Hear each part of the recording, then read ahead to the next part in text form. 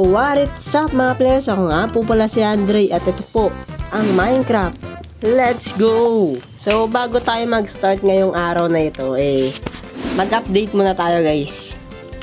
So yung mga pagbabago sa ating base, ito muna ang ating tree farm. Ayan, kung makikita nyo may mga marker na siya dyan kasi sa susunod na mga upload natin guys, di lang ako sure kung anong episode pero ayusin din natin to, like bibildan din natin siya, like lalagyan ng design, mga pader, ganyan, para mas magmukha siyang maganda.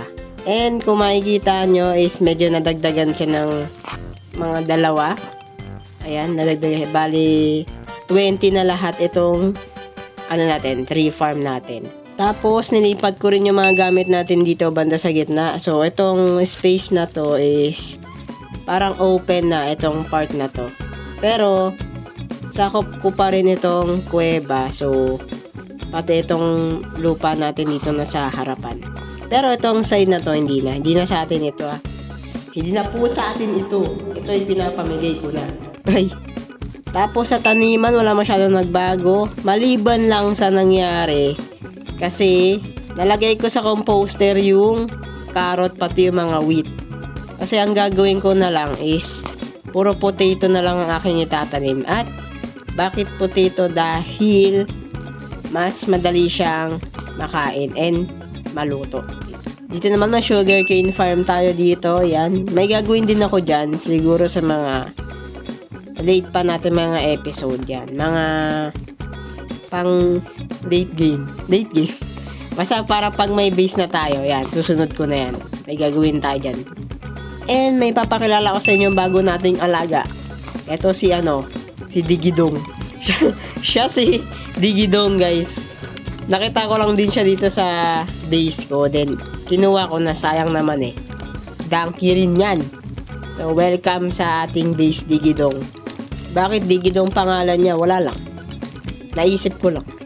So yun lang naman yung mga update sa base natin. At punta natin yung mga players muna. Bago ko sabihin yung agenda natin ngayong araw na ito. So, andito ulit tayo sa base ni Ate Abby. Yan, kung makikita nyo, may taniman pa rin siya dito. And, ito may nangyari dito sa base niya. Bago pa ako mag-upload. Like, parang, may dilubyo muna. Punta natin yan. So, may mga paganto din siya dito. Yun, pa this way. Para hindi ka maligaw. Kasi malawak ito Ayun malawak yung sakop nitong ilalim. Kailangan nyo lang sundan itong this way na yan para hindi kayo mawala. So apparently, umala pala siya dito sa pinuntahan ko. And hindi ko muna papakita yan kasi spoiler yan. So si Ate Abby na magpapakita ng part na yan guys. Hinahanap ko si Ate Abby. Andun pala sa taas. Andun siya Dapat pala nagsabi ako para alam ko kung nasan siya. Alayo. So siguro baka maya-maya na lang natin siya puntahan guys kasi pag andito na lang siya sa base niya. Baka may ginagawa din siya, baka busy pala siya guys. So ang agenda natin for today ay di muna tayo mag-aayos ng base kasi pass muna tayo dyan ngayong araw na to. May mas importante tayong gagawin. At yun ay mag-explore guys. Yes. Ito na yung araw na yun na mag-explore tayo sa ating world. And may iba na akong part na na-explore. Kaya mamaya papakita ko sa inyo kung ano yung mga nakita ko. And sure na ako, after natin mag-explore sa mga lugar natin, doon na rin mag-i-start yung pagbibuild ko guys. Doon na ako mag-i-start kung ano yung magiging base natin. Kung ano yung magiging bahay natin. So bago tayo umalis, kailangan ko munang kunin itong kama para safe tayo. Yan. Kailangan ready tayo guys. Sa pagkain, medyo ayun lang. Konti lang pagkain natin. So yun muna yung kukunin natin bago tayo umalis. So yan. Habang nagluluto tayo, may kikwento lang ako about sa nangyari sa base ni Ate Abby. Nung off-cam kasi guys, sumabog yung base niya sa harap. Ako may kasalanan kasi na matutulog dapat ako dun sa base niya. Then pagbukas ko ng pinto, sakto gutom yung karakter ko, tas may nakabungad pa na creeper. Ayun, sinalo. Sinalo ko lahat yung sabog, guys. Pero inayos naman namin siya ni Ate Abby. Kung makikita nyo, buong buo yung bahay niya ulit. And pati yung lupa niya dito, yan. Naayos na din. Bumawi tayo, guys. Lang yung creeper yan. Pahamak. So, I think ready na tayo, guys, kasi meron na tayong pagkain. And hawak ko na rin yung bed ko. Hawak ko na ang beat. Yan. Si Digidong, di ko muna siya dadalhin kasi malapit lang naman yung pupuntahan natin. And I think di naman din siya ganun kabilisan para makapunta tayo agad doon. So, yeah. Lalakadin natin siya.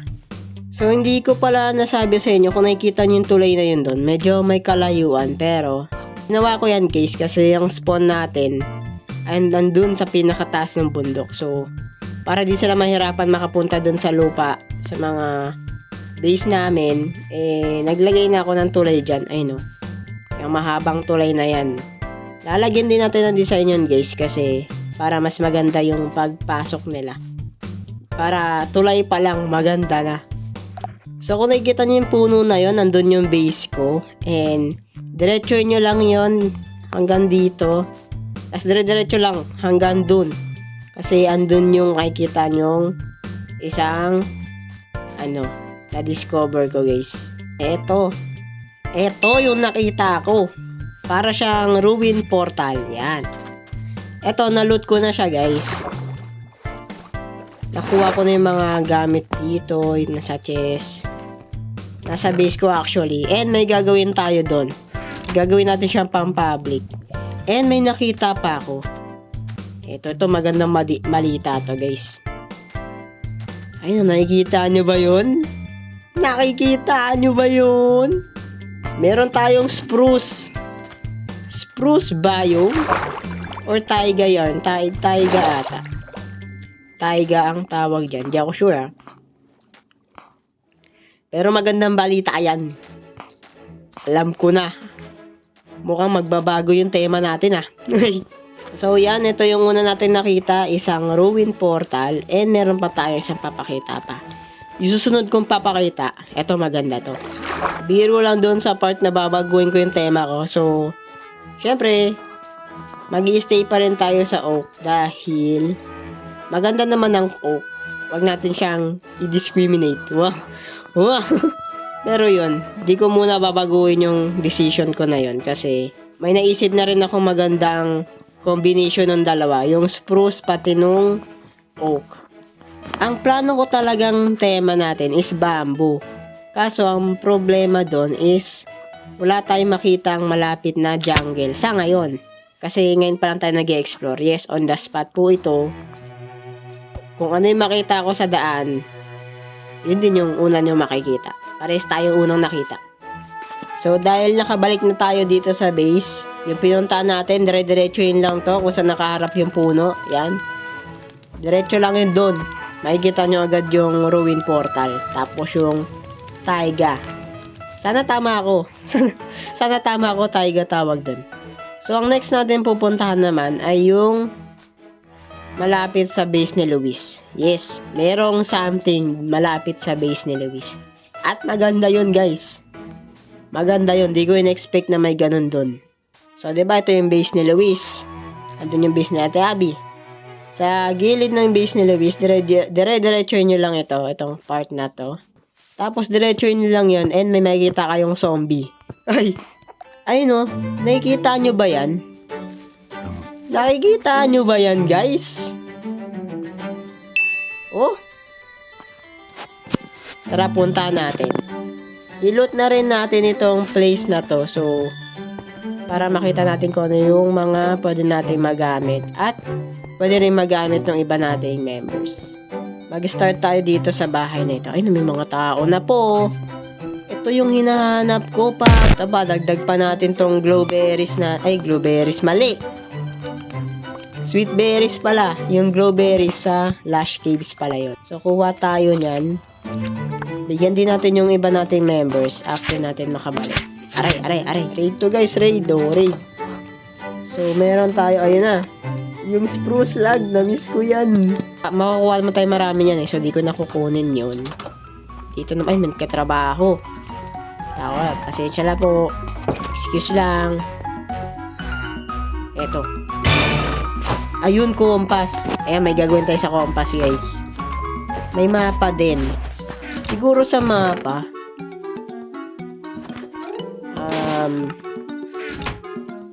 Sige. Gawa rin tayo ng mapa nung atin. Tapos share natin sa ibang players. Pero yung mapa natin, syempre may parang indicator kung nasan yung mga players, kung anong ginagawa nila ngayon, kung nasan sila, guys. So, meron pa dito. Tao po.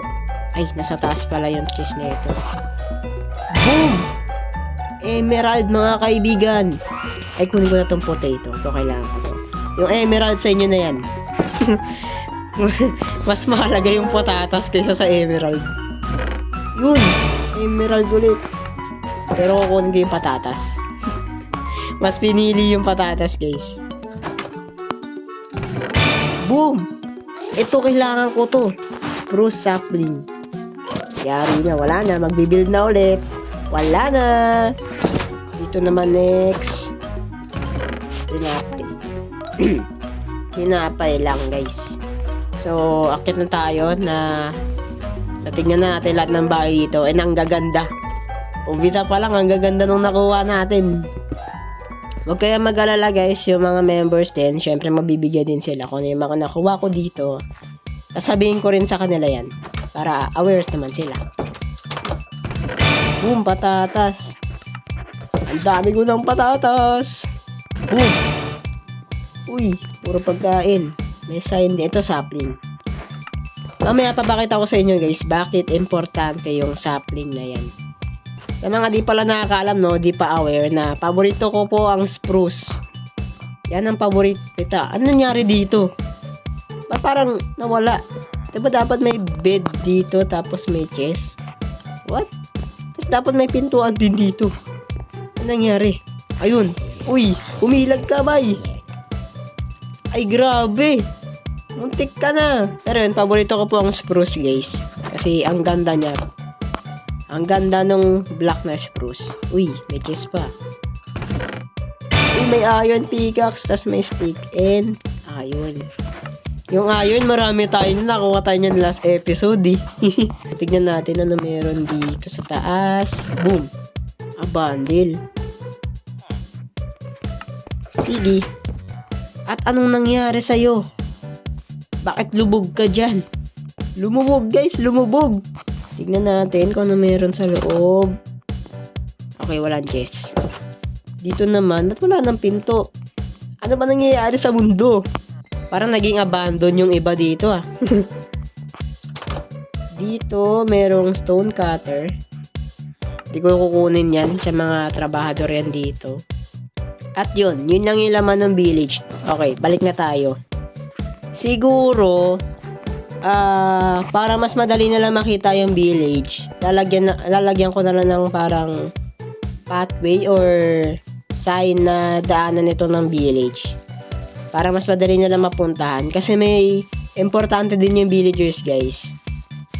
Pwede silang gamitin sa mga iba pang bagay. Kasi diba ang mga villagers nagtitrade yan.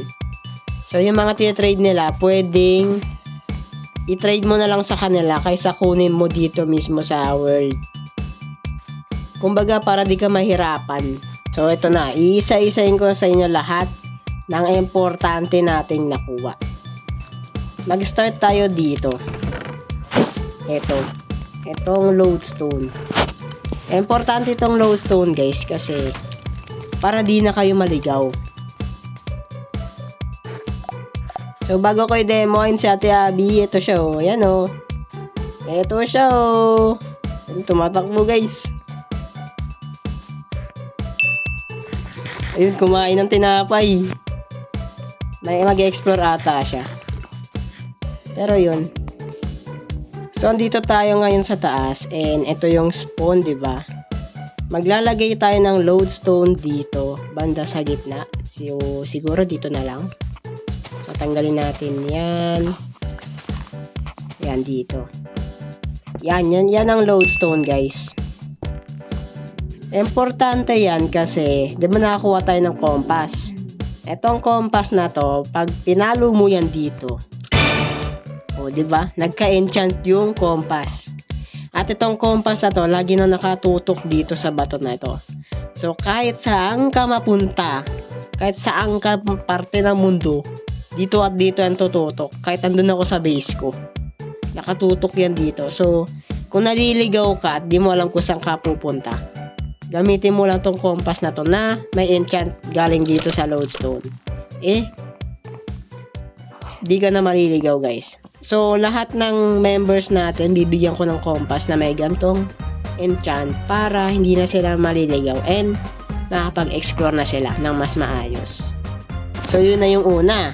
Una pa lang yun, guys. Meron pa. Madami pa. Yung mga berries pala, yung mga nakita natin doon na pwedeng kainin o itanim, hindi ko na rin i-explain dito. Siguro, gagawin ko na lang siya off-cam kung paano natin siya gagawing farm. Pangalawa, itong spyglass. Itong spyglass, guys, na pag-zoom ito, parang ginagawa na ito, guys, para makita ka sa malayuan.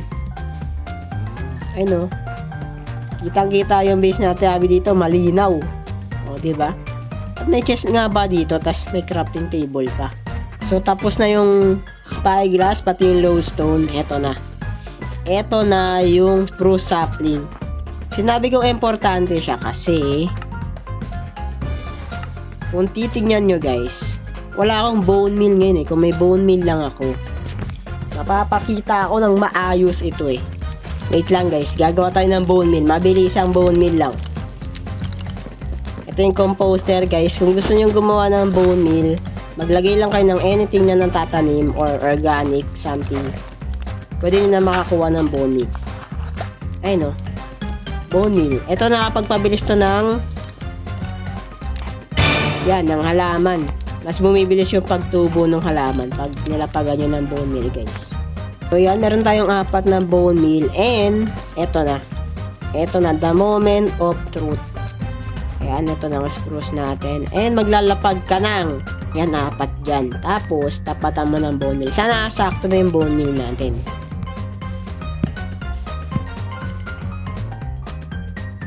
Okay. Walang nangyari. Pero, ang mangyayari dapat dyan, guys, is tutubo siya ng malaki. As in, malaki. Mas marami tayong makukuha ang puno pag malaki yung puno na tumubo, guys. Hindi yung tulad nito na isang wood lang na diretso makukuha natin ganyan.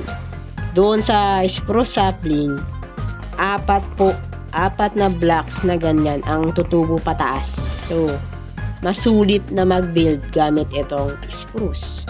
Yun ang dahilan kung bakit paborito ko ang spruce, guys, kasi mas madali siyang makuha compare sa iba. Sayang di ko nabakita sa inyo yung pagtubo sana nun. Pero makikita niyo sa mga susunod nating episode, malamang tutubo yan na malaki. And hindi ko na siguro papakita sa inyo yung iba pa natin gagawin dito, gaya ng yung pagtatanim dito. Ito, ayusin ko pa to, guys, lalagyan ko rin ito. So di ko na rin sasama yun. Tapos, itong mga berries natin, ito yung sweet berries, yung pumpkin natin, pati na rin yun sa, hindi ko na rin sasama. Kumbaga ako na lang bahala maglalagay kung saan ko sila itatanim and kung saan ko sila ipupwesto. So, itong sa lodestone natin, hindi ko na rin ito sasama, guys, kasi ako magdi-design nito kung saan ko siya ilalagay. And, spoiler na, guys, hindi rin tayo alam ng ibang members, pero gagawa tayo ng central plaza or magsisilbing gitna ng ating world. Kumbaga, kung may magmi-meeting, mag-uusap, tatambay, doon na lang sila or doon na lang kami pupunta. Yun yung pinaka parang place kung saan gitna yung world namin. Yung kahit di man actually pinaka gitna, pero parang siya yung magsisilbing place na kung saan pwede kami mag-usap-usap doon ng sama-sama. So sa place na yon, doon nakalagay yung lodestone natin and maglalagay din ako ng mapa doon para sa ating world dito. So baka sa mga susunod na episode makita nyo na may mga marka na dyan tulad nung nasa tree farm natin yan. Kung makikita nyo may pathway dyan, minarkahan ko yan, guys, kasi para hindi ko makalimutan na may gagawin ako doon. Dito din, isipin ko kung saan ko ilalagay yung Central Plaza siguro. Pag-uusapan pa namin. Actually, di nga nila alam na may gagawin tayong ganun dito. May isa pa pala, bago tayong mag-outro, yes, mag-outro na ako guys kasi hanggang dito lang yung video natin. Dahil pinakita ko lang sa inyo yung mga na-explore na namin at may papakita din si Ate Abby sa inyo. Di lang ako sure kung i-video na yon. Pero kung di na video, ako na lang guys kung sa papakita nung bagay na yon. Pero may di pa pala ako nasasabi sa inyo na siguro off cam magpapatag na ako guys kung saan ako magbe-build ng base ko. Yes, maghahanda na ako para sa base ko dahil may mga base na sila. And etong base na gagawin natin, spoiler again, medyo malaki. Lalakihan ko siya kasi gusto ko yung base natin. Hindi na ganon kalit tulad ng mga nagagawa natin dati. Kumbaga, eto nag-improve na. Yun. Nag-improve na yung bahay natin mga kaibigan. So baka off cam, magpatag na lang ako. Magpapatag ako ng mga lupain. And, tignan natin. Tignan natin kung ano yung magiging susunod na plano namin dito guys. So maraming salamat sa panonood ng video na ito at magkita-kita tayo sa susunod na episode. Yun lang, bye-bye! Uy, ba't ngayon ka lang nag-join? Uy, may nagmimina. Andun yung minahan ko. May nagmimina dito. Kanina ito. Ay, walang tao pala. Si Luis sinaway ng gagamba dun oh. Uy, sige, sabakay mo. Tulungan ko na. Ayun. Nice one. Si Ate Abby talaga di ko makita kung nasan siya pero andito lang siya. Nakakuha ako ng bone. May pang bone meal na tayo. Pag to di pa rin talaga gumana, ewan ko na lang. Boom! Ang laki par. Ang ganda ng puno na to kasi ang laki. Kaso nagkakalat ng ayat. Ay! Pasintabi sa mga kumakain.